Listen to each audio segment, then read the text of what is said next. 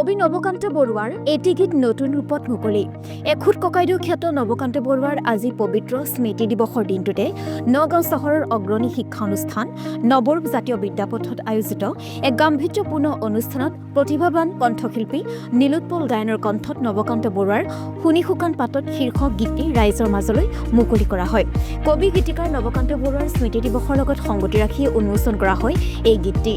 NG ক্ৰিয়েশ্যনৰ প্ৰযোজনাত মুকলি হোৱা গীতটিৰ সুৰ আৰু সংগীত পৰিচালনা কৰে বিশিষ্ট শিল্পী তথা আকাশবাণীৰ স্বীকৃতিপ্ৰাপ্ত সুৰকাৰ গীতিকাৰ দীপক কুমাৰ শৰ্মাই।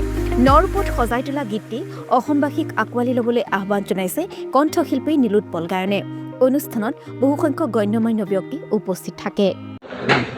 আজি কবি নৱকান্ত বৰুৱাদেৱৰ স্মৃতি দিৱস, গতিকে আজিৰ এই শুভ ক্ষণতে তেখেতক সুঁৱৰি তেওঁৰ এটি গীত নতুনকৈ ৰেকৰ্ডিং কৰা হ'ল, আজি উন্মোচন কৰা হ'ল।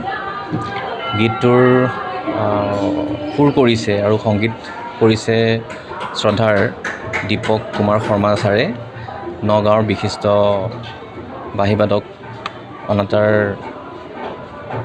অনাতাঁৰ এগৰাকী কম্প'জাৰ হয়। গতিকে আজি গীতটো উন্মোচন হ'ল। আশা কৰিছোঁ গীতটো সকলো ৰাইজে আদৰিব, মৰম দিব।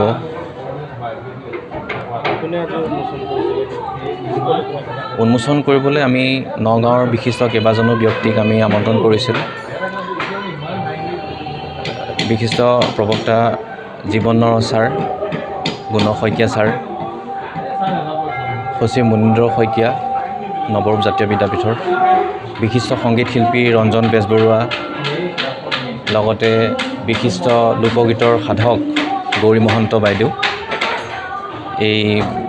এইকেইগৰাকী ব্যক্তিৰ দ্বাৰাই আজি গীতটো উন্মোচন কৰা হ'ল। নীলোৎপল গায়নৰ এটি গীত শুনি শুকান পাতত তোমাৰ চৰণৰ ধেনু। এই গীতটো নৱকান্ত বৰুৱাদেৱে লিখা গীত আৰু গীতটো মই সুৰ কৰিছোঁ আৰু সংগীত কৰিছোঁ আৰু সংগীত ব্যৱস্থাপনা অভিষেক ধৰে কৰিছে গীতটোত। খুব ভাল হৈছে গীতটো, খুব ভালমতে গাইছে আমাৰ নীলোৎপলে। আৰু কিবা খুব ভালমতে গাইছে।